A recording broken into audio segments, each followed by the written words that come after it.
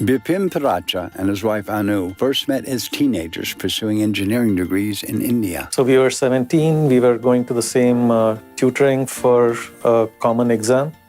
So that was still teenagers working together, competing with each other. Went to different colleges actually, but stayed in touch through the years and dated on and off, and decided to get married at the ripe old age of 21. So we got married, got on a plane, came here and joined school in Lubbock, Texas. The two came to Texas to attend graduate school, and despite the initial culture shock, fell in love with the country and the people there. Walked into Lubbock, amazing university, terrific campus, some of the best people we ran into, and Texans, great folk. Everybody made us really comfortable. And that was very quick for us. Like within the first 6 months, we felt like we belonged. While in school, Bipin took a job and came to be friends with several people he worked with. So when they left to build a startup, Bipin asked to come along. They raised about 72 million. We're hiring a lot of people. This was the dot-com era. So we went there and had a great amount of time working. We enjoyed working from 6 in the morning to midnight and then coming back there, or spending time in the office, playing Xbox all night and then working. So it was true startup culture like they show in the movies. Unfortunately, the project wasn't viable. Business didn't run, so we had to shut that down. The startup had failed, but both Bipin and Anu had learned a lot from the experience, and it reaffirmed a long-time dream of theirs. And one of the things that Bipin and I always knew we were going to do was be entrepreneurs. We always knew we would want to work for ourselves.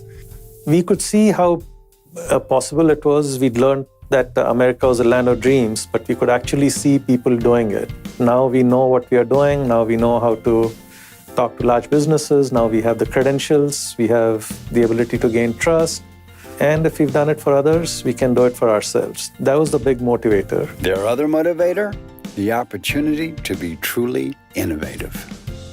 True innovation comes from the field, from what our customers tell us. And so we decided to focus on our customers, focus on what they were telling us. You don't just want to work for a paycheck at the end of the day. You want to feel like you stand for something, that you have some values that you believe in.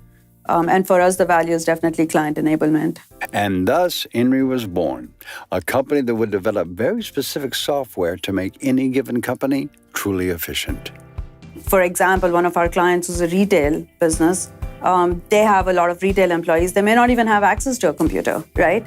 But they have like a bunch of different things that crop up at the retail location. Like, my cash register isn't working. My chair broke, or, my paycheck didn't arrive on time.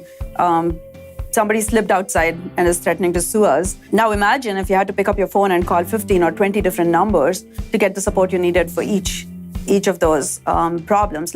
And these could all happen within a day for them. So the idea was, how do you get to that one number, that one location, that one application that you could use on your phone, not even maybe get to a computer, but just use it on your phone and be able to register, whether it's an incident for a broken chair, or a customer that's threatening to sue us, or, all of these different things. So we built this one system of work, one portal where somebody can log in and basically within 3 to 4 clicks, get to the solution they need, get to the person they need.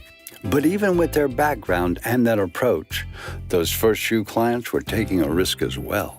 And the first project that we got, the sponsor there knew we were only 4 employees, but she still agreed to give us a pretty large project. So they were willing to work with us, and knowing that we would be able to deliver. So I don't call it a challenge, but it was a lot of responsibility. There's all these people who are believing in us, who are putting their careers on their line. And I don't know if they realize it as much as we do, but a couple of our sponsors in our first client, they helped build this big business. Those risks clearly paid off. INRY has grown considerably in the years since then and built a name for themselves, both for the service they provide and the culture they have developed within the business. The last I checked, we're 80, 90 employees, looking to break 100 now. We've seen impressive year-over-year growth throughout the organization. People say it looks like we are having fun. So it's not just Anu and I, but our team seem to be having fun. They're working hard because they are enjoying what they're doing. So that kind of passion, that kind of emotional involvement shines through. I think that they set a good example when it comes to working hard, because it's not like they're just handing things off to us and sitting back and watching it happen.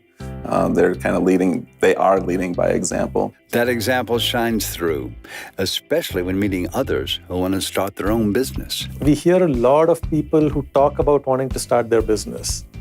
Talk is just talk. Unless you start doing things, nothing moves. And if you fail, what's the big deal? I mean, most entrepreneurs fail.